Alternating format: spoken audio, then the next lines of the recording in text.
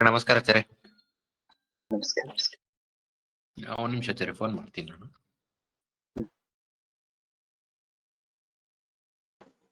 ನಮಸ್ಕಾರ ಆಚಾರ್ಯ ಸ್ವಾಮಿ.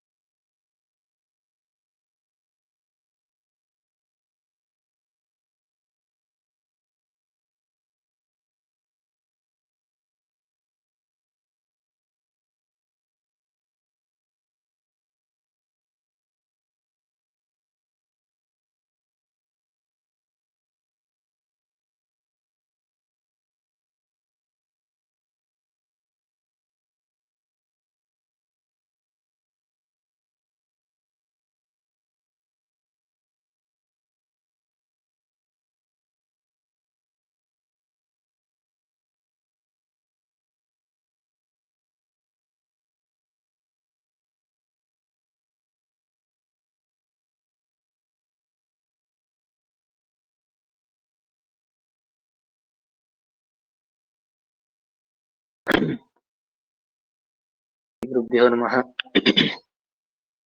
ಗುರುಭ್ಯೋ ನಮಃ. ಶ್ರೀಮದಾನಂದ ತೀರ್ಥ ಭಗವತ್ಪಾದಾಚಾರ್ಯ ಗುರುಭ್ಯೋ ನಮಃ. ಹರಿ ಓಂ. ಚರಣಾಂಭೋಜಯುಗಲಂ ಕಮಲಾಪತೇಃ ಪ್ರಮಾಣ ಪದ್ಧತಿಂ ಕುರ್ಮೋ ಫಲಾನಾಂ ಬೋಧಸಿದ್ಧೇ ಅಭ್ರಮಂ ಮಂಗರಹಿತಂ ಮಧುರಂ ವಿಮಲಂ ಸದಾ ಆನಂದ ತೀರ್ಥಮತಲಂ ವದೇತಾಪತ್ರಯಾಪಹಂ ಚಿತ್ರೇ ಪದೇಸ್ಯ ಗಂಭೀರೇ ವಾಕ್ಯೇ ಮಾನೈರ್ಖಂಡಿತೈಃ ಗುರುಭಾವಂ ವಿನಯಂತಿ ಭಾತಿ ಶ್ರೀದೇತೃತವಾಕ್ अस्मद्गुरुसमारम्भां टीकाकृत्पादमध्यगां श्रीमदाचार्यपर्यन्तां वन्दे गुरुपरम्परां विद्यापीठविधातारं विद्यावारिचन्द्रं विद्यार्थिवत्सलं वन्दे महामीनसद्गुरुम् आपादमणिपर्यन्तं गुरूणामाकृतिं स्मरेत्तेन विघ्नाः प्रणश्यन्ति सिद्धन्ति च मनोरथाः. श्रीगुरुभ्यो नमः. हरिः ओम्.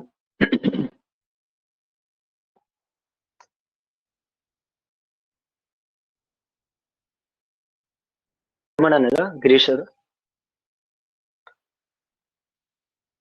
ಆಚಾರ್ಯ ಶುರು ಮಾಡೋಣ ಆಚಾರ್ಯ. ನಾನು ಕಾಲ್ ಮಾಡಿದೆ, ಅವ್ರ ಕಾಲ್ ಹೋಗ್ತಾ ಇಲ್ಲ ಆಚಾರ್ಯ, ಗೊತ್ತಿಲ್ಲ ಯಾಕೆ ಸರ್.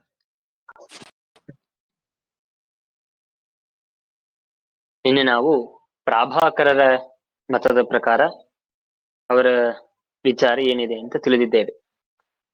ಅಯಥಾರ್ಥ ಜ್ಞಾನ ಅಂತನೂ ಸರ್ವತಾ ಇಲ್ಲೇ ಇಲ್ಲ ಅಂತ ಹೇಳಿದ್ರು. ಅದಕ್ಕೆ ನಾವು ಅವರ ಮತಕ್ಕೆ ಅನುಭವ ವಿರೋಧವನ್ನು ಕೊಟ್ಟು ಅವರ ಮತವನ್ನು ಖಂಡನೆ ಮಾಡಿದ್ದೇವೆ.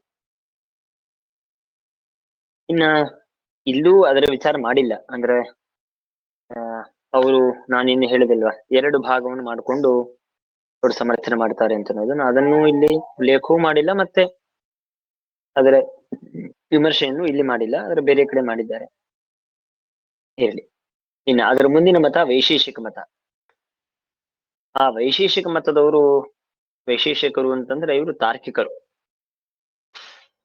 ತಾರ್ಕಿಕರಲ್ಲೇನೆ ಎರಡು ಭಾಗ, ನೈಯಾಯಿಕರು ಹಾಗೂ ವೈಶೇಷಿಕರು ಅಂತ ಇರಲಿ. ಹಾಗಾಗಿ ಅವರು ಅಯಥಾರ್ಥ ಜ್ಞಾನವನ್ನು ಒಪ್ತಾರೆ. ಪ್ರಾಭಾಕರರು ಹೇಳುವಂತ ಅಯಥಾರ್ಥ ಜ್ಞಾನವೇ ಇಲ್ಲ ಅಂತ ಹೇಳಲ್ಲ. ಅಯಥಾರ್ಥ ಜ್ಞಾನ ಒಪ್ಪುತ್ತಾರೆ, ಆದರೆ ನಾವು ಹೇಳುವಂತೆ ಎಲ್ಲವನ್ನು ಒಪ್ಪೋದಿಲ್ಲ. ಅವರು ಕೆಲವೊಂದನ್ನು ವಿವಾದ ಇದೆ. ಹಾಗಾಗಿ ಆ ಅಂಶವನ್ನು ಇಲ್ಲಿ ಉಪನ್ಯಾಸ ಮಾಡ್ತಾರೆ.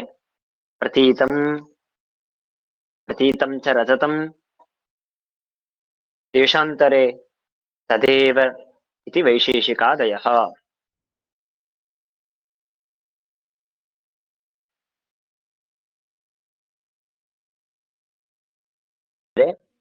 ಪ್ರತೀತವಾದಂತಹ ರಜತ. ಪ್ರತೀತವಾದ ರಜತ ಅಂತಂದ್ರೆ ತೋರಿದಂತಹ ಜ್ಞಾನದಲ್ಲಿ ತೋರಿದಂತಹ ಯಾವ ರಜತವಿದೆಯೋ ಈ ರಜತ ಇದು ದೇಶಾಂತರೇ ಸದೇವ. ಅಂದ್ರೆ ಆಪನ ಅಂತಂತಾರೆ. ಆಪನ ಅಂತಂದ್ರೆ ಅಂಗಡಿ, ಅಂದ್ರೆ ಜ್ಯುವೆಲ್ಲರಿ ಶಾಪ್. ಅಲ್ಲಿ ಸತ್ಯವಾದಂತಹ ಯಾವ ರಜತವಿದೆಯೋ ಅದೇ ರಜತ ಇಲ್ಲಿ ತೋರಿತು. ದೇಶಾಂತರದಲ್ಲಿ ಸತ್ಯವಾದಂತಹ ರಜತವು ಇಲ್ಲಿ ತೋರಿತು ಅಂತ ಹೀಗೆ. ಆದ್ರೆ ಇದು ಯಥಾರ್ಥ ಜ್ಞಾನ ಅಂತಂತಾರೆ. ಯಾಕೆ ಯಥಾರ್ಥ ಜ್ಞಾನ ಅಂದ್ರೆ ಎಲ್ಲೋ ಸತ್ಯವಾದದ್ದು ಇಲ್ಲಿ ತೋರ್ತಾ ಇದೆ, ಹಾಗಾಗಿ ಇದು ಯಥಾರ್ಥ ಜ್ಞಾನ ಅಂತ ಹೀಗೆ ಅವ್ರು ಹೇಳ್ತಾರೆ. ಇಲ್ಲಿ ಯಾಕೆ ಹೀಗೆ ಹೇಳ್ಬೇಕು? ಅಸತ್ಯವಾದ ರಜತ ತೋರ್ತಾ ಇದೆ ಅಂತ ಹೇಳ್ಬೋದಲ್ಲ. ಅಂದರೆ ಅದಕ್ಕೆ ಅವರ ಅಭಿಪ್ರಾಯ ಹೀಗೆ, ಅಸತ್ಯೇ ನ ಪ್ರತೀಯತ ಅಂತಂತಾರೆ. ಅಂದ್ರೆ ಅಸತ್ಯವಾಗಿ ಬಿಟ್ಟರೆ ಸರ್ವತಾ ತೋರಬಾರದು ಅಂತ ಒಂದು ವ್ಯಾಪ್ತಿ. ಶ್ರೀಮದಾಚಾರ್ಯ ಇದನ್ನು ಖಂಡನೆ ಮಾಡಿದ್ದಾರೆ. ಅಸದ್ವಿಲಕ್ಷಣ ಜ್ಞಪ್ತಿ ಜ್ಞಾತವ್ಯ ಮಸದೇವಹಿ ತಸ್ಮಾದ್ ಅಸತ್ ಪ್ರತೀತಿಸ್ತ ಕಥಂ ಅಂತ ಹೇಳಿ, ಯಾರು ಹೇಳಿದ್ರು ಅಸತ್ಯಕ್ಕೆ ಪ್ರತೀತಿ ಇಲ್ಲ ಅಂತ ಹೇಳಿ ಅಸತ್ಯವಾದ ಪದಾರ್ಥಕ್ಕೂ ಪ್ರತೀತಿ ಇದೆ ಅಂತ ಅನ್ನೋದನ್ನು ಶ್ರೀಮದಾಚಾರ್ಯ ನಮಗೆ ಸಮರ್ಥನೆ ಮಾಡಿಕೊಟ್ಟಿದ್ದುಂಟು. ಆದರೆ ಪೂರ್ವ ಪಕ್ಷಿಗಳಂತೂ ಅಸತ್ಯವಾಗಿಬಿಟ್ಟೆ ಅದು ಪ್ರತೀತಿ ಬರಲು ಸಾಧ್ಯವಿಲ್ಲ. ಪ್ರತೀತಿ ಅಂದ್ರೆ ಜ್ಞಾನ ನಮಗೆ ಬರೋದಕ್ಕೆ ಸಾಧ್ಯವಿಲ್ಲ ಅಂತನೋ ಕಾರಣಕ್ಕಾಗಿ ಅಸತ್ಯ ಅಂತ ಒಪ್ಪಬಾರದು. ಹಾಗಾಗಿ ಇಲ್ಲಿ ನಮಗೆ ತೋರಿದಂತಹ ರಜತ ಅಸತ್ಯ ಅಂತ ಅವರೊಪ್ಪಲ್ಲ. ಹಾಗಾದ್ರೆ ಸತ್ಯ ಅಂತ ಒಪ್ಪಬಹುದಲ್ಲ. ತೋರಿದ ರಜತ ಇಲ್ಲೇ ಸತ್ಯವಾಗಿದೆ ಅಂತ ಹೀಗೆ ಸತ್ಯವಾಗಿದೆ ಅಂತ ಅನ್ನೋ ಪಕ್ಷವನ್ನಂತೂ ಒಪ್ಪಬಹುದಲ್ಲ ಅಂತ ಹೇಳಿದ್ರೆ ಹಾಗೆ ಹೇಳೋದಕ್ಕೆ ಸಾಧ್ಯ ಇಲ್ಲ. ಯಾಕೆ? ಸತ್ಯವಾಗಿಬಿಟ್ರೆ ಇದು ಯಥಾರ್ಥ ಜ್ಞಾನ ಯಾಕಾಗಬೇಕು?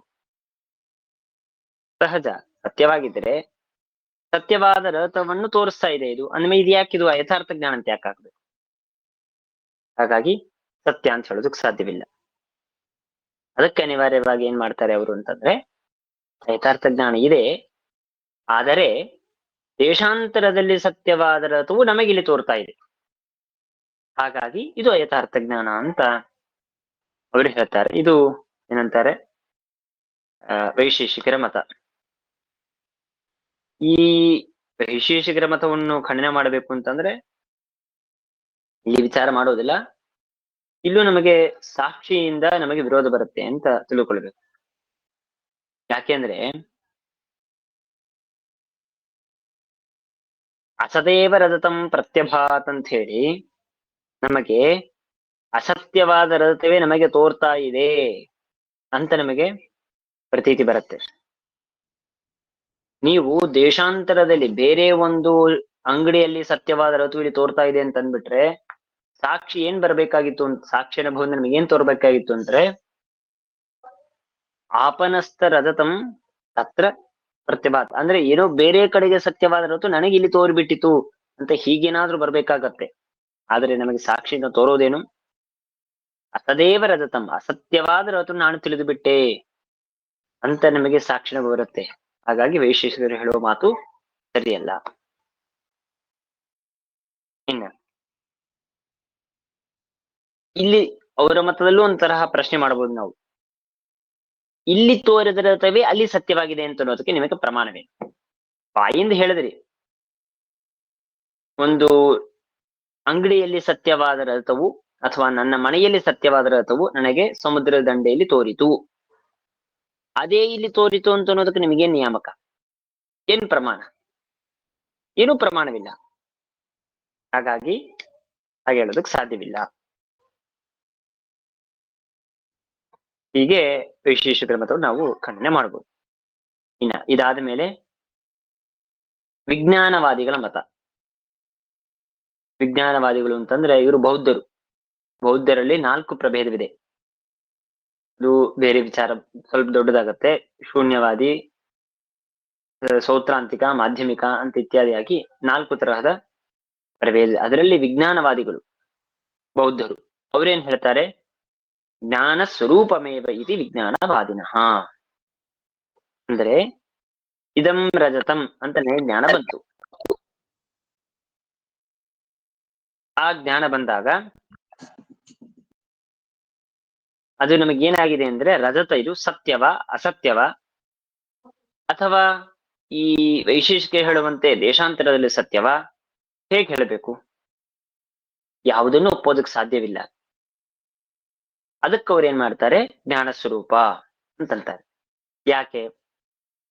ಸತ್ಯ ಅಂತ ಅಸತ್ಯ ಅಂತ ಆಗ್ಬಿಟ್ರೆ ಏನಾಗತ್ತೆ? ಹಿಂದೆ ಹೇಳಿದಂತೆ ಅಸತ್ಯವಾಗ್ಬಿಟ್ರೆ ಪ್ರತೀತಿ ಬರಲು ಸಾಧ್ಯವಿಲ್ಲ. ಅಸತ್ಯ ನ ಪ್ರತೀಯೇತ, ಪ್ರತೀತಿ ಬರಲು ಸಾಧ್ಯವಿಲ್ಲ. ಆದ್ದರಿಂದಾಗಿ ಅದನ್ನು ಒಪ್ಪೋದಕ್ಕೆ ಸಾಧ್ಯವಿಲ್ಲ. ದೇಶಾಂತರದಲ್ಲಿ ಸತ್ಯ ಅಂದ್ಬಿಟ್ರೆ, ಅಂದ್ರೆ ವೈಶೇಷಿಕರು ಹಿಂದಿನ ಮಾತ ಹೇಳಿದಂತೆ ಇಲ್ಲಿ ತೋರದ ರಜತ ಇದು, ದೇಶಾಂತರದಲ್ಲಿ ಸತ್ಯ ಅಂತಂತೇನೆ, ತತ್ರ ಪ್ರಮಾಣಾಭಾವ. ಇದೇ ತೋರಿದ ಇಲ್ಲಿ ತೋರಿದ ರಜತವೇ ದೇಶಾಂತರದಲ್ಲಿ ಸತ್ಯ ಅಂತ ಅನ್ನೋದಕ್ಕೆ ಏನ್ ಪ್ರಮಾಣ? ಏನು ಪ್ರಮಾಣವಿಲ್ಲ. ಇನ್ನ ಪುರತಃ ಏವ ಸತ್ವೇ ಅಂದ್ರೆ ಪೂರ್ವದೇಶ, ಪುರತಃ ಅಂದ್ರೆ ನಮಗೆ, ನಾನು ಎಲ್ಲಿ ಸಮುದ್ರ ದಂಡೆಯಲ್ಲಿದ್ದೇನೆ, ಎದುರಿಗೆ ನಾನು ನಿಂತಿದ್ದೇನೆ, ಇಲ್ಲೇ ಸತ್ಯವಾಗಿದೆ. ಹಾಗಾದ್ರೆ ಇಲ್ಲೇ ಸತ್ಯವಾಗಿದೆ, ಸತ್ಯವಾದ ಜ್ಞಾನ ಬಂತು, ಅದು ಯಾಕೆ ಯಥಾರ್ಥ ಜ್ಞಾನ ಅಂತ ಯಾಕೆ ಆಗಬೇಕು? ಸರ್ವತಾ ಸತ್ಯ ಅಂದ್ಬಿಟ್ರೆ ಜ್ಞಾನ ಬರೋದಕ್ಕೆ ಸಾಧ್ಯವಿಲ್ಲ. ಎಲ್ಲೋ ಬೇರೆ ಅಂಗಡಿಯಲ್ಲಿ ಸತ್ಯ ಅಂದ್ಬಿಟ್ರೆ ಆ ವಿಷಯದಲ್ಲಿ ಪ್ರಮಾಣವಿಲ್ಲ. ನಿಮ್ ಕಣ್ಣು ಎದುರಿಗೆ ಸತ್ಯ ಅಂದ್ಬಿಟ್ರೆ ಅದು ಯಥಾರ್ಥ ಜ್ಞಾನ ಅಂತ ಆಗೋದಕ್ಕೆ ಸಾಧ್ಯವಿಲ್ಲ. ಅದಕ್ಕೆ ಅವ್ರೇನ್ ಮಾಡ್ತಾರೆ, ಜ್ಞಾನ ಸ್ವರೂಪ. ಜ್ಞಾನ ಸ್ವರೂಪ, ಜ್ಞಾನ ಸ್ವರೂಪ ಅಂದ್ರೆ ಏನು? ಜ್ಞಾನವೇ ರಜತ, ರಜತವೇ ಜ್ಞಾನ. ಇದಕ್ಕೆ ಉದಾಹರಣೆ, ಒಂದು ಎಕ್ಸಾಂಪಲ್ ನಾವು ಹೀಗೆ ತಿಳ್ಕೊಳ್ಬಹುದು. ಹೀಗೆ ನೀಚ ಉದಾಹರಣೆ ತಿಳ್ಕೊಳ್ಳೋದಕ್ಕೆ ಸಾಧ್ಯವಿಲ್ಲ, ಆದ್ರೆ ಸುಮ್ನೆ ಜ್ಞಾನಕ್ಕೆ ಹೇಳ್ತೇನೆ. ಭಗವಂತನಿಗೂ ಭಗವಂತನ ಗುಣಕ್ಕೂ ಭಗವಂತ ಬೇರೆ, ಭಗವಂತನ ಗುಣ ಬೇರೆ ಹೇಳ್ಬೋದಾ ನಾವು? ಪರಮಾತ್ಮನ ಸ್ವರೂಪ, ಪರಮಾತ್ಮನ ಗುಣ, ಗುಣಕ್ಕೂ ಪರಮಾತ್ಮನಿಗೂ ಅಭೇದ ಅಂತೇವಲ್ವಾ? ಹಾಗೆ ರಜತ ಅಂತಂದ್ರೆ ಬೇರೆ ಅಲ್ಲ, ವಿಜ್ಞಾನ ಸ್ವರೂಪ. ವಿಜ್ಞಾನ ಸ್ವರೂಪ ಅಂದ್ರೆ ಜ್ಞಾನ ಸ್ವರೂಪ. ಜ್ಞಾನ ಸ್ವರೂಪ ಅಂದ್ರೆ ಇದಂ ರಜತಂ ಅಂತ ನಿಮಗೆ ಒಂದು ಜ್ಞಾನ ಬಂತಲ್ವಾ, ಆ ಜ್ಞಾನವೇ ರಜತ ಅಂತ. ಹೀಗೆ ವಿಜ್ಞಾನವಾದಿಗಳು ಅದಕ್ಕಾಗಿ ವಿಜ್ಞಾನವಾದಿಗಳು ಅಂತ ಅವ್ರಿಗೆ ಹೆಸರು. ಅಂದ್ರೆ ಎಲ್ಲವೂ ವಿಜ್ಞಾನ ಸ್ವರೂಪ. ಜ್ಞಾನದಲ್ಲಿ ಏನು ತೋರುತ್ತೋ ಅದು ಅತಿರಿಕ್ತವಾದ ಇಲ್ಲೇ ಇಲ್ಲ, ವಿಜ್ಞಾನ ಒಂದೇ ಸತ್ಯ ಜಗತ್ತಿನಲ್ಲಿ ಅಂತ ಅವರ ಸಿದ್ಧಾಂತ. ಹೇಗೆ ಬ್ರಹ್ಮ ಮಾತ್ರ ಸತ್ಯ, ಬ್ರಹ್ಮಾತಿರಿಕ್ತವಾದ ಎಲ್ಲವೂ ಅಸತ್ಯ ಅಂತ ಮಾಯಾವಾದಿಗಳು. ಬ್ರಹ್ಮ ಸತ್ಯಂ ಜಗನ್ಮಿಥ್ಯಾ ಅಂತಂತಾರೆ. ಹಾಗೆ ವಿಜ್ಞಾನವಾದಿಗಳು ಜ್ಞಾನ ಒಂದೇ ಸತ್ಯ, ಜ್ಞಾನಾತಿರಿಕ್ತವಾದ ಎಲ್ಲವೂ ಅಸತ್ಯ ತೋರ್ತಾ ಇದೆಯಲ್ಲ, ಅದೆಲ್ಲವೂ ಜ್ಞಾನದಿಂದ ಅಭಿನ್ನ. ಹಾಗೆ ಇದೇ ಬೌದ್ಧರಲ್ಲಿ ಮತ್ತೊಬ್ಬರು ಶೂನ್ಯವಾದಿಗಳು. ಶೂನ್ಯ ಒಂದೇ ಸತ್ಯ, ಶೂನ್ಯವನ್ನು ಬಿಟ್ಟು ಇನ್ಯಾವುದೂ ಸತ್ಯ ಇಲ್ಲ, ಎಲ್ಲವೂ ಶೂನ್ಯ ಸ್ವರೂಪ ಅಂತ ಹೀಗೆ ತಮ್ಮ ತಮ್ಮ ಸಿದ್ಧಾಂತವನ್ನು ತಾವು ಸಮರ್ಥನೆ ಮಾಡ್ಕೊಳ್ತಾರೆ. ಹಾಗೆ ಇವರು ಜ್ಞಾನ ಸ್ವರೂಪ ಅಂತಂದ್ರು. ಹಾಗಾದ್ರೆ ನಮಗಿಲ್ಲೊಂದು ಸಮಸ್ಯೆ ಬರುತ್ತೆ. ಜ್ಞಾನ ಸ್ವರೂಪ ಅಂತ ಹೇಳಿಬಿಟ್ರೆ ಅವಾಗ ಏನಾಗತ್ತೆ ಅಂದ್ರೆ, ಜ್ಞಾನ ಸತ್ಯವಾಗಿದೆ ಅಲ್ವಾ? ನಮಗೆ ಇದಮ್ರತಮಂತ ಜ್ಞಾನ ಬಂದಿದೆ, ಜ್ಞಾನಕ್ಕೆ ಸತ್ವತ್ವವನ್ನು ಅವರು ಒಪ್ತಾರೆ ವಿಜ್ಞಾನವಾದಿಗಳು. ಅಂದ್ರೆ ಜ್ಞಾನ ಸತ್ಯವಾಗಿದೆ ಅಂದ್ಮೇಲೆ ಜ್ಞಾನದಿಂದ ಅಭಿನ್ನವಾದ ಜ್ಞಾನ ಸ್ವರೂಪವಾದ ರಜತ ಅದು ಸತ್ಯವಾಯಿತು ಅಂದ ಮೇಲೆ ಇದು ಯಾಕೆ ಯಥಾರ್ಥ ಜ್ಞಾನ ಅಂತ ಯಾಕೆ ಆಗಬೇಕು? ಇದು ಒಂದು ಯಥಾರ್ಥ ಜ್ಞಾನ ಅಂತ ಆಯ್ತಲ್ವಾ? ಅಂದ್ರೆ ಅದರ ಅಭಿಪ್ರಾಯ ಹಾಗಲ್ಲ. ಸ್ವಲ್ಪ ಇದರಲ್ಲಿ ವಿಷಯವಿದೆ. ಜ್ಞಾನ ಅಂತ ಅನ್ನೋದು ಎಲ್ಲಿರತ್ತೆ, ರಜತ ಅಂತ ಅನ್ನೋದು ಎಲ್ಲಿರತ್ತೆ ವಿಚಾರ ಮಾಡಿ. ಈಗ ಜ್ಞಾನ ಇದು ನಮಗೆ ಆಂತರ ಅಂತಾರೆ. ಆಂತರ ಅಂದ್ರೆ ಒಳಗಡೆ ಇರತ್ತೆ, ನಿಮ್ ಕಣ್ಣಿಗೆ ಕಾಣಿಸಲ್ಲ. ಒಂದು ಪುಸ್ತಕವಿದೆ, ನಿಮ್ ಪುಸ್ತಕ ಕಣ್ ಎದುರಿಗೆ ಕಾಣಿಸ್ತಾ ಇದೆ, ಅದು ಬಾಹ್ಯ ಪದಾರ್ಥ ಅಂತ ಅಂತೇವೆ. ಈಗ ನಮಗೆ ಇದಂ ಪುಸ್ತಕಂ ಅಂತ ಜ್ಞಾನ ಬಂತು ಅಂತ ಇಟ್ಕೊಳ್ರಿ. ಈಗ ಜ್ಞಾನ ಬರುವಾಗ ಅಲ್ಲಿ ಪುಸ್ತಕ ತೋರಿದ ಪುಸ್ತಕ ಬಾಹ್ಯವಾಗಿದೆ, ಅದರ ಜ್ಞಾನ ಆಂತರ ಒಳಗಡೆಗೆ ಇದೆ. ಪುಸ್ತಕ ಬಾಹ್ಯ, ಜ್ಞಾನ ಇದು ಆಂತರ ಅಂತ ಆಯ್ತು, ಸಮಸ್ಯೆ ಇಲ್ಲ. ಈಗ ಇದಂ ರಜತಂ ಅಂತ ಹೇಳುವಾಗ ಈ ಮತದ ಪ್ರಕಾರ, ಶೂನ್ಯವಾದಿಗಳ ವಿಜ್ಞಾನವಾದಿಗಳ ಪ್ರಕಾರ ಅದು ವಿಜ್ಞಾನ ಸ್ವರೂಪ ಅಂದ್ಬಿಟ್ರೆ ಏನಾಗತ್ತೆ? ಜ್ಞಾನ ಎಲ್ಲಿರತ್ತೆ?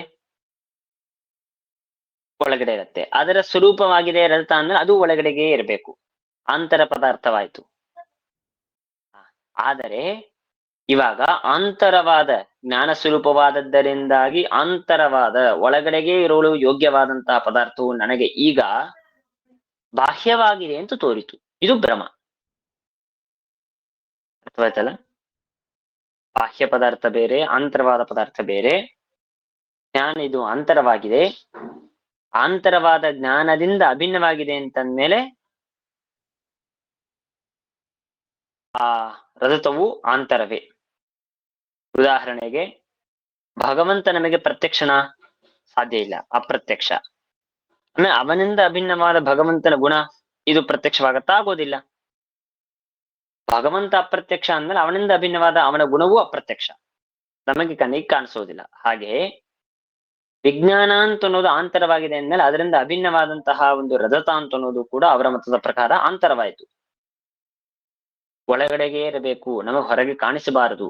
ಆದ್ರೆ ಈಗ ಹೊರಗೆ ಕಾಣಿಸ್ತಾ ಇದೆ, ಬಾಹ್ಯತ್ವಾಭಾಸ. ಆಗ ಈ ಅಂಶವನ್ನು ಇಟ್ಕೊಂಡು ಅವರು ಏನಂತಾರೆ, ಅಯಥಾರ್ಥ ಜ್ಞಾನ ಅಂತ ಅವ್ರು ಸಮರ್ಥನೆ ಮಾಡ್ಕೊಳ್ತಾರೆ. ಅದನ್ನ ನಾವು ಒಂದು ಮಾತಿನಲ್ಲಿ ಅವರ ಸಿದ್ಧಾಂತವನ್ನು ನಾವು ಖಂಡನೆ ಮಾಡ್ಬೇಕು ಅಂತಂದ್ರೆ, ನಮಗೆ ಎಲ್ಲದಕ್ಕೂ ಇದೇ ಉತ್ತರ ಕೊಡ್ತೇವೆ ನಾವು, ಸಾಕ್ಷಿಯಿಂದಲೇ ಉತ್ತರ ಕೊಡೋದು.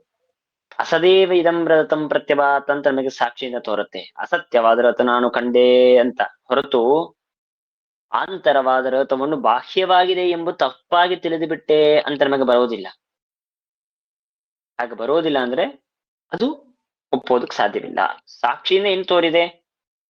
ಅತ್ಯಂತ ಅಸತ್ಯವಾದ ರಜತ ಎಂಬುದಾಗಿ ನಾನು ತಪ್ಪಾಗಿ ತಿಳಿದು ಬಿಟ್ಟೆ ಅಂತ ನಮಗೆ ಗೊತ್ತಾಗತ್ತೆ ಹೊರತು ಆಂತರವಾಗಿತ್ತು ರಜತ, ಅದನ್ನು ನಾನು ಬಾಹ್ಯವಾಗಿ ತಪ್ಪು ತಿಳಿದು ಬಿಟ್ಟೆ ಅಂತ ನಮಗೆ ಸರ್ವಥಾ ಪ್ರತೀತಿ ಬರೋದಿಲ್ಲ. ಆದ್ರಿಂದ ಅದನ್ನು ಹೇಳೋದಕ್ಕೆ ಸಾಧ್ಯವಿಲ್ಲ. ಹೀಗೆ ನಾವು ಈ ವಿಜ್ಞಾನವಾದಿಗಳ ಮತವನ್ನು ವಿಮರ್ಶೆ ಮಾಡ್ತೇವೆ. ಆಮೇಲೆ ಇದರ ಮುಂದಿಂದು ಭಾಸ್ಕರಾಚಾರ್ಯರ ಮತ. ಅವರೇನ್ ಹೇಳ್ತಾರೆ? ತತ್ರೈವ ತಾತ್ಕಾಲಿಕಂ ಉತ್ಪನ್ನಂ ಸತ್ ಇತಿ ಭಾಸ್ಕರಃ. ತತ್ರೈವ ತಾತ್ಕಾಲಿಕಂ ಉತ್ಪನ್ನಂ ಅಂದ್ರೆ ಹಿಂದೆಲ್ಲ ಹೇಳಿದಂತೆ ಅಸತ್ಯ ಅಂದ್ಬಿಟ್ರೆ ಪ್ರತೀತಿ ಬರಲಿಕ್ಕೆ ಸಾಧ್ಯವಿಲ್ಲ. ಇನ್ನ ದೇಶಾಂತರದ ಸತ್ಯ ಅಂದ್ಬಿಟ್ರೆ ಪ್ರಮಾಣವಿಲ್ಲ. ನಿಮ್ ಕಣ್ಣೆದುರಿಗೆ ಸತ್ಯ ಅಂದ್ಬಿಟ್ರೆ ಅದು ಭ್ರಾಂತಿ ಅಂತ ಆಗೋದಕ್ಕೆ ಸಾಧ್ಯವಿಲ್ಲ. ಅದಕ್ಕೆ ಏನ್ ಮಾಡಿದ್ರು ಅಂದ್ರೆ ತಾತ್ಕಾಲಿಕಂ ಉತ್ಪನ್ನಂ ಸತ್. ತಾತ್ಕಾಲಿಕ ಅಂತಂತೇವಲ್ಲ, ಇವಾಗ ಸುಮ್ನೆ ಕ್ಷಣಿಕ ಅಂತಂತೇವಲ್ಲ, ಹಾಗೆ ಈ ಕ್ಷಣದಲ್ಲಿ ತಾತ್ಕಾಲಿಕವಾಗಿ ಹುಟ್ಟಿತು ಮತ್ತೆ ನಾಶ ಆಗ್ಬಿಡುತ್ತೆ ಅದು.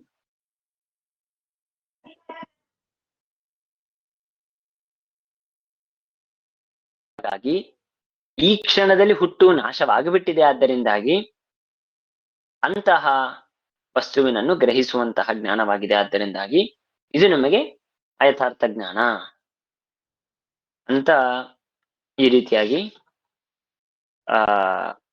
ಭಾಸ್ಕರಾಚಾರ್ಯರ ಮತ.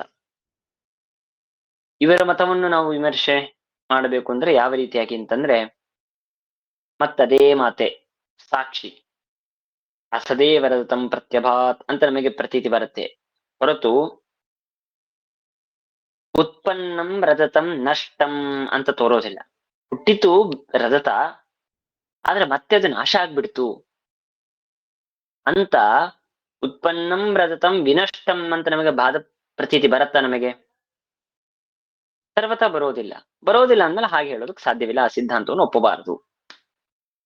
ಹೀಗೆ ಭಾಸ್ಕರಾಚಾರ್ಯರ ಮತ, ಅದಾದ ಮೇಲೆ ವೈಶೇಷಿಕರ ಮತ, ಆಮೇಲೆ ವಿಜ್ಞಾನವಾದಿಗಳ ಮತ, ಆಮೇಲೆ ಭಾಸ್ಕರಾಚಾರ್ಯರ ಮತ. ಇಷ್ಟಾದ ಮೇಲೆ ಕೊನೆಗೆ ಮಾಯಾವಾದಿಗಳ ಮತವನ್ನು ವಿಚಾರ ಮಾಡ್ತಾರೆ. ನ ಸನ್ನ ನ ಸತ್ ನ ಅಸತ್ ನ ಸದಸತ್ ಕಿಂತು ಅನಿರ್ವಚನೀಯಮೇವ ಇತಿ ಮಾಯಾವಾದಿನಃ. ಏನು ಇಲ್ಲಿ ಸ್ವಲ್ಪ ಈ ಮಾಯಾವಾದಿಗಳ ವಿಚಾರದಲ್ಲಿ ವಿಷಯವಿದೆ. ಏನು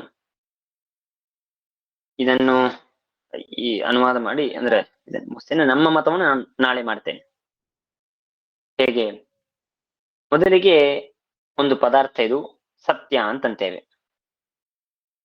ಹೌದಲ್ವಾ? ಹಾಗೆ ಈ ತೋರಿದ ರಜತ, ಇದಂ ರಜತಂ ಅಂತ ಪ್ರತೀತಿಯಲ್ಲಿ ತೋರಿದಂತಹ ಯಾವ ರಜತವಿದೆಯೋ ಇದನ್ನು ಸತ್ಯ ಅಂತ ಕರೆಯೋಣ ಅಂತಂದ್ರೆ ಅಲ್ಲ. ಯಾಕೆ? ಸತ್ಯ ಆಗ್ಬಿಟ್ರೆ ಅದು ಯಥಾರ್ಥವಾಗ್ಬಿಡತ್ತೆ. ಆಮೇಲೆ ಅದಕ್ಕೆ ವಿರೋಧ ಬರಬಾರದು, ಅದಕ್ಕೆ ಬಾಧ ಅಂತಂತಾರೆ, ಬಾಧ ಬರಬಾರದು. ಹಾಗಾದ್ರೆ ಅಸತ್ಯ ಅಂತ ಹೇಳೋಣ, ಪ್ರತೀತಿ ಬರಬಾರದು.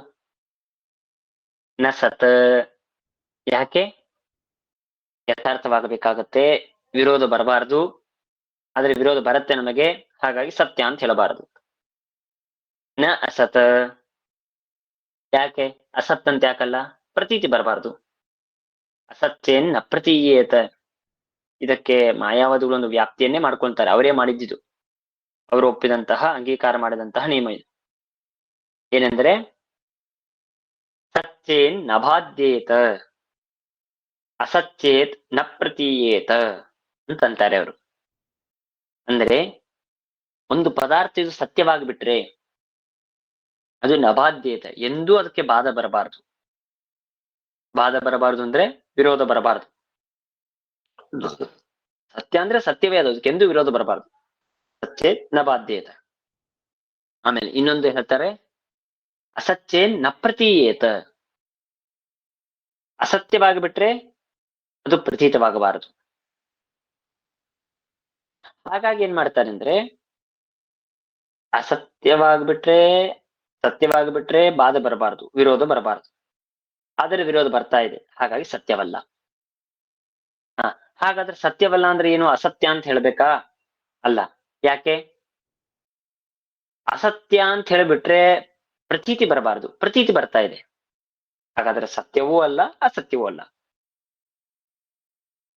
ತುಂಬಾ ವಿಲಕ್ಷಣ ಇದು. ಅಂದ್ರೆ ಇವಾಗ ನಾವೇನಂತೇವೆ, ಸುಖ ಇಲ್ಲ ಅಂದ್ರೆ ಅರ್ಥವೇನು?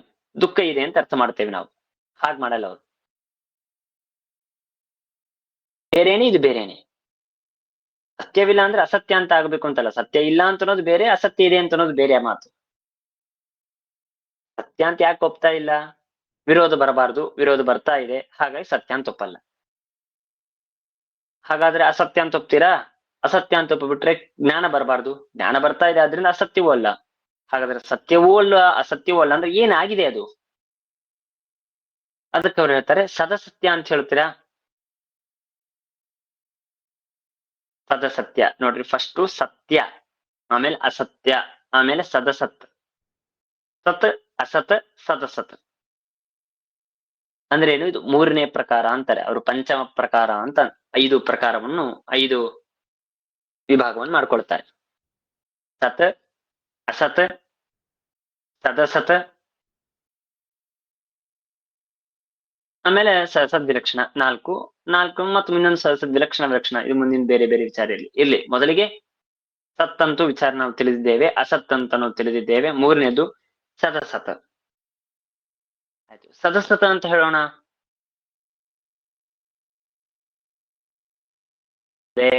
ಅದು ಹೇಳೋದಕ್ಕೆ ಸಾಧ್ಯವಿಲ್ಲ, ಯಾಕಂದ್ರೆ ವಿರೋಧ ಬರುತ್ತೆ. ಒಂದು ಪದಾರ್ಥ ಒಂದ ಸತ್ಯ ಅಂತ ಹೇಳಬೇಕು, ಇಲ್ಲ ಅಸತ್ಯ ಅಂತ ಹೇಳಬೇಕು. ಸತ್ಯವೂ ಅಲ್ಲ ಅಸತ್ಯವೂ ಅಲ್ಲ ಸದಸತ ಅಂತಂದ್ರೆ ವಿರೋಧ ಬರುತ್ತೆ ಅಲ್ವಾ? ಹಾಗಾಗಿ ಅದನ್ನು ಹೇಳೋದಕ್ಕೆ ಸಾಧ್ಯವಿಲ್ಲ. ಅದಕ್ಕೇನ್ ಮಾಡ್ತಾರೆ? ನ ಸತ ನ ಅಸತ ನ ಸದಸತ ಕಿಂತು ಅನಿರ್ವಚನೀಯಮೇವ ಇತಿ ಮಾಯಾವಾದಿನಃ. ಅನಿರ್ವಚನೀಯವಾಗಿದೆ ಅಂತಂತಾರೆ. ಅನಿರ್ವಚನೀಯ ಅಂತಂದ್ರೆ ಅದರ ಅಭಿಪ್ರಾಯ ಸದ್ವಿಲಕ್ಷಣ, ಅಂದ್ರೆ ಸದ್ವಿಲಕ್ಷಣವೂ ಆಗಿದೆ, ವಿಲಕ್ಷಣ ಅಂದ್ರೆ ಭಿನ್ನ, ಬೇರೆ. ಸತ್ತಿನಿಂದ ಬೇರೆ, ಅಸತ್ತಿನಿಂದ ಬೇರೆ, ಸದ್ವಿಲಕ್ಷಣ ಅಸದ್ವಿಲಕ್ಷಣ. ಇದನ್ನೇ ಅನಿರ್ವಚನೀಯ ಅಂತಂತಾರೆ. ಅನಿರ್ವಚನೀಯ ಅಂತಂದ್ರೆ ನಿರ್ವಚನ ಅಂದ್ರೆ ಯಾವುದನ್ನು ಹೇಳೋದಕ್ ಸಾಧ್ಯವಿದೆಯೋ ಅದು ನಿರ್ವಚನೀಯ.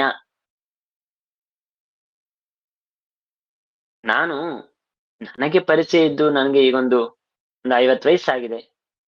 ನಾನು ಎಷ್ಟು ನನಗೆ ಗೊತ್ತಿದೆ ಪರಿಚಯ ಇದ್ದಂತೆ ನಾನು ಹೇಳಬಹುದು. ಇನ್ನ ಒಂದು 500 ವರ್ಷ ಹಿಂದೆ ಅವರ ಬಗ್ಗೆ ಹೇಳು ಅಂತಂದ್ರೆ ನನಗಷ್ಟು ಮಾಹಿತಿ ಇಲ್ಲ ನನಗೆ. ಅದಕ್ಕೆ ನನಗೆ ಅದು ಅನಿರ್ವಚನೀಯ ಅಂತ ಅಂದೆ ನಾನು. ಅಂದ್ರೆ ನನ್ನ ಬಾಯಿಂದ ನಾನು ಆ ವಿಷಯವನ್ನು ಹೇಳೋದಕ್ಕೆ ಸಾಧ್ಯವಿಲ್ಲ. ಯಾರ ಬಾಯಿಂದೂ ನಾನು ಕೇಳಿಲ್ಲ, ನಾನು ನೋಡಿಲ್ಲ. ನಾನು ನಿರ್ವಚನ ಮಾಡೋದಕ್ಕೆ ಸಾಧ್ಯವಿಲ್ಲ, ಅನಿರ್ವಚನೀಯ ಅಂತ ಅಂತೇವಲ್ವಾ. ಹಾಗೆ ರಜತ ಇದು ಅನಿರ್ವಚನೀಯ. ಅನಿರ್ವಚನೀಯ ಅಂದ್ರೆ ಏನು ಅಂತ ಹೇಳಿ ಕರಿಬೇಕು ರಜತವನ್ನ? ಸತ್ಯ ಅಂತ ಕರಿತೀರಾ, ಅಸತ್ಯ ಅಂತ ಕರಿತೀರಾ, ಸದಸತ್ಯ ಅಂತ ಕರಿತೀರಾ? ಯಾವ ಪ್ರಕಾರವನ್ನು ಕರೆಯೋದಕ್ಕೆ ಸಾಧ್ಯ? ಯಾವ ಪ್ರಕಾರವನ್ನು ಕರೆಯೋದಕ್ಕೆ ಸಾಧ್ಯವಿಲ್ಲ. ಯಾವ ಪ್ರಕಾರವನ್ನು ಕರೆಯೋದಕ್ಕೆ ಸಾಧ್ಯವಿಲ್ಲ ಅಂತಂದ್ರೆ ಹಾಗಾದ್ರೆ ಅದು ಅನಿರ್ವಚನೀಯ. ಆಯ್ತಲ್ಲ, ಸ್ವಲ್ಪ ಇದನ್ನು ಕೃಪಾ ಹೇಳ್ತೇನೆ. ಮತ್ತೆ ಮುಂದಿನ ಪಾಠದಲ್ಲಿ ಯಾವ ಪ್ರಸಂಗ ಬರುತ್ತೆ ಮತ್ತೆ ಅದನ್ನು ಸ್ಪಷ್ಟವಾಗಿ ಮಾಡೋಣ, ತೊಂದರೆ ಇಲ್ಲ. ಇದು ಮಾಯಾವಾದಿಗಳ ಸಿದ್ಧಾಂತ. ತೋರಿದ ರಜತ ಇದು ಅನಿರ್ವಚನೀಯ ಅಂತ ಇಷ್ಟು ಅವ್ರು ಮಾಡ್ತಾರೆ. ಮತ್ತೆ ಇವರಿಗೂ ಅಷ್ಟೇ ಏನಂತಾರೆ, ಅಸದೇವ ರಜತಂ ಪ್ರತ್ಯಭಾತ್ ಅಂತ ಹೇಳಿ ನಾವು ಏನು ಸಾಕ್ಷಿಣವನ್ನು ಕೊಡ್ತೇವೆ, ಅದರ ವಿರೋಧವೇ ಇವ್ರಿಗೂ ಬರುತ್ತೆ. ಅನಿರ್ವಚನೀಯ ಅಂತನೋ ಪ್ರಕಾರವೇ ಇಲ್ಲ ಅಂತಂತೇವೆ ನಾವು. ಸತ್ಯ, ಅಸತ್ಯ, ಸದಸತ್ಯ, ಅನಿರ್ವಚನೀಯ ಅಂದ್ರೆ ಸದ್ಯ ಲಕ್ಷಣ, ಈ ಒಂದು ಪ್ರಕಾರ ಇದ್ದರೆ ಅದನ್ನ ನೀವು ಒಪ್ಪಬಹುದು. ಹಾಗೆ ಇಲ್ಲೇ ಇಲ್ಲ ನಮಗೆ. ಸದೇವ ರಜತಂ ಪ್ರತ್ಯಭಾತ್ ಇಷ್ಟೇ ತೋರತ್ತೆ. ಹಾಗಾಗಿ ನಿಮಗೆ ದೋಷ ಬರುತ್ತೆ. ಆದ್ದರಿಂದಾಗಿ ಸರ್ವತಾ ಅನಿರ್ವಚನೀಯ ಅಂತನೋ ಮಾತು, ಅನಿರ್ವಚನೀಯವಾದಂತಹ ಪದಾರ್ಥ ಇದೆ ಅಂತನೋ ವಿಷಯದಲ್ಲಿ ಪ್ರಮಾಣವೇ ಇಲ್ಲ ಮೊದಲಿಗೆ ನಿಮ್ಮ ಸಿದ್ಧಾಂತದಲ್ಲಿ. ಆದ್ದರಿಂದಾಗಿ ಆ ಮಾಯಾವಾದಿಗಳ ಅವರು ಅನುವಾದ ಮಾಡಿದಂತಹ ಮತವು ಕೂಡ ಸರಿಯಲ್ಲ ಅಂತ. ಹೀಗೆ ನಿಮಗೆ ಯಥಾರ್ಥ ಜ್ಞಾನ ಭ್ರಮ ಅದರ ವಿಷಯದಲ್ಲಿ ಯಾವ್ಯಾವ ಮತದವರು ಏನೇನ್ ಹೇಳ್ತಾರೆ ಇಷ್ಟು ಮಾತ್ರ. ನಾವು ಸುಮ್ನೆ ಜ್ಞಾನ ಆಗ್ಬೇಕು ಅಂತ ಅನ್ನೋದಕ್ಕಾಗಿ ಅವರ ಮಾತು, ಒಂದೊಂದು ಮಾತಿನಲ್ಲಿ ಅವರ ಮಾತು ಯಾಕೆ ತಪ್ಪು ಅಂತ ನಾವು ತಿಳಿದಿದ್ದೇವೆ. ವಾಕ್ಯದಲ್ಲಿ ಇಲ್ಲೇನು ಇಲ್ಲ. ಮೂಲದಲ್ಲಿ ಕೇವಲ ಪ್ರಾಭಾಕರು ಹೀಗಂತಾರೆ, ವೈಶೇಷಿಕರು ಹೀಗಂತಾರೆ. ಪ್ರಾಭಾಕರಿಗೆ ಒಂದು ದೋಷ ಕೊಟ್ಟಿದ್ದಾರೆ, ಉಳಿದವರಿಗೆ ಏನು ದೋಷ ಕೊಟ್ಟಿಲ್ಲ. ಪ್ರಾಭಾಕರಿಗೆ ಯಾಕೆ ಕೊಟ್ಟಿದ್ದಾರೆ ಅಂದ್ರೆ ಅವರು ಯಥಾರ್ಥ ಜ್ಞಾನವೇ ಇಲ್ಲ ಅಂತಂತಾರೆ. ತುಂಬಾ ಅದು ನಮಗೆ ವಿರೋಧ ಬರುತ್ತೆ. ಹಾಗಾಗಿ ಅವರಿಗೆ ವಿರೋಧವನ್ನು ಕೊಟ್ಟಿದ್ದಾರೆ.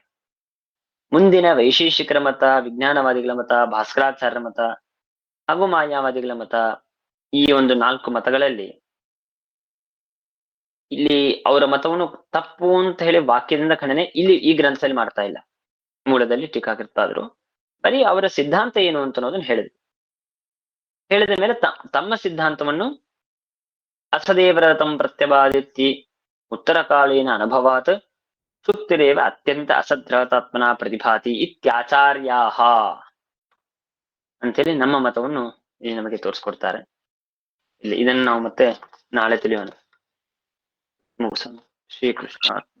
ಅರ್ಥವಾಯ್ತಲ್ಲ? ಆದ್ರೆ ಒಂದು ಚಿಕ್ಕ ಸಂಶಯ ಆಚಾರ್ಯ. ಕೇಳಿ. ಈಗ ನಾವು ಸಾಕ್ಷಿ ಬಂದು ಎದು ನಮಗೆ ಸರಿ ಅಂತಂಬೋದು ಅದನ್ನ ತಾನ ಗ್ರಹಣ ಮಾಡೋದು.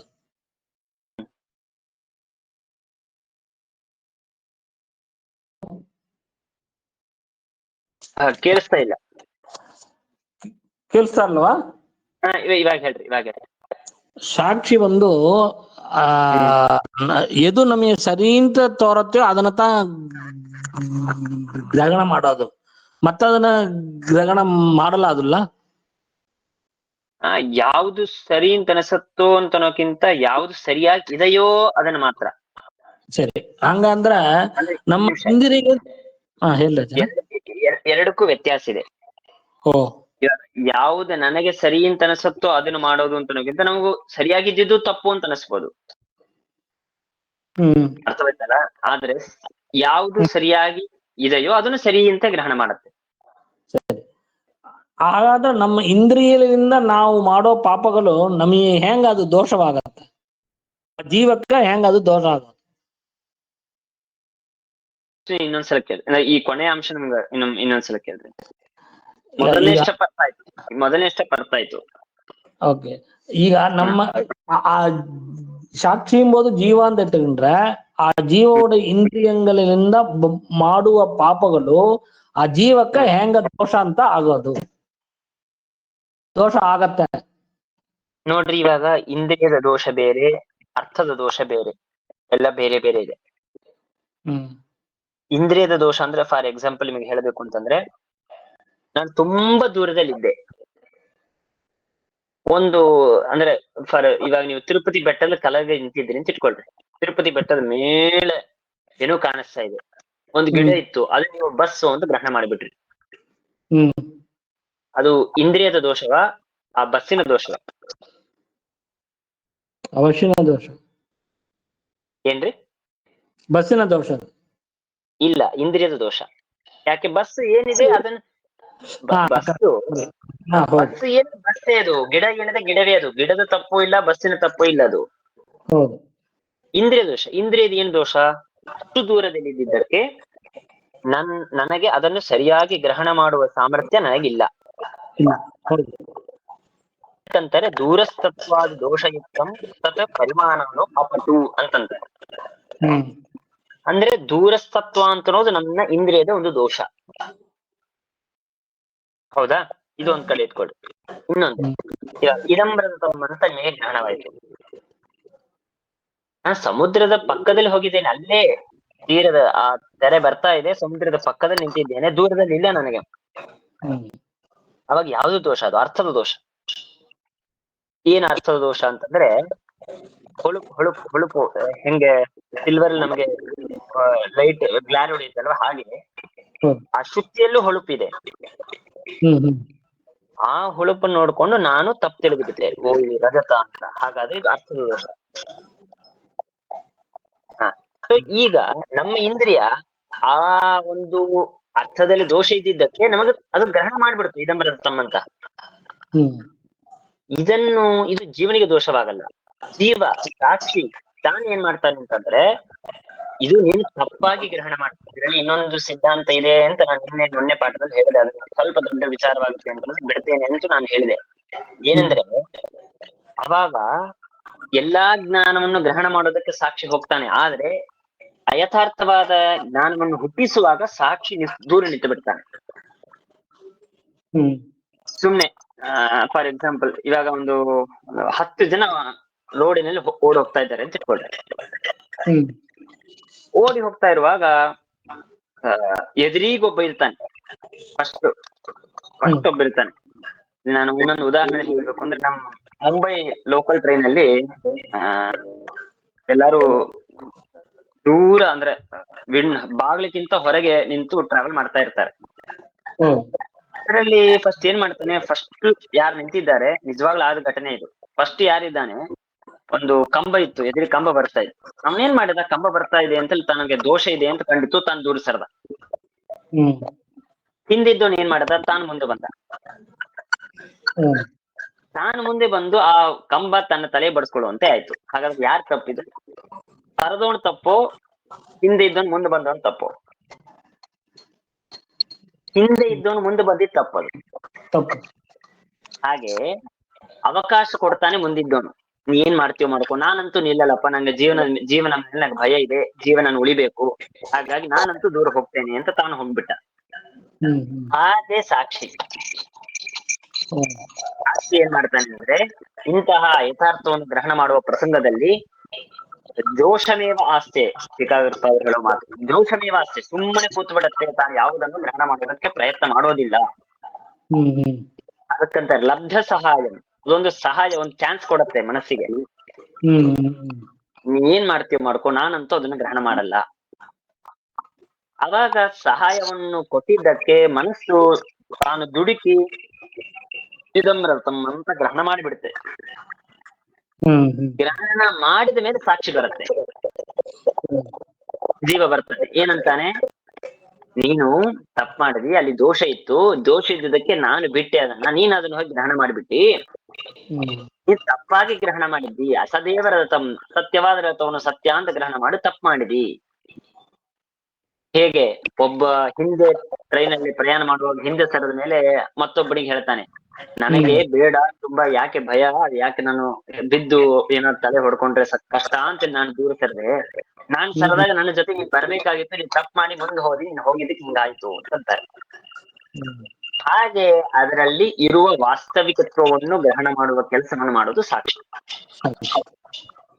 ಇಂದ್ರಿಯಕ್ಕೆ, ಬಾಹ್ಯವಾದ ಇಂದ್ರಿಯಕ್ಕೆ ಆ ಸಾಮರ್ಥ್ಯ ಇರೋದಿಲ್ಲ, ಆದ್ರೆ ಜೀವ ಸ್ವರೂಪ ಸಾಕ್ಷಿಗೆ ಆ ಸಾಮರ್ಥ್ಯ ಇದೆ.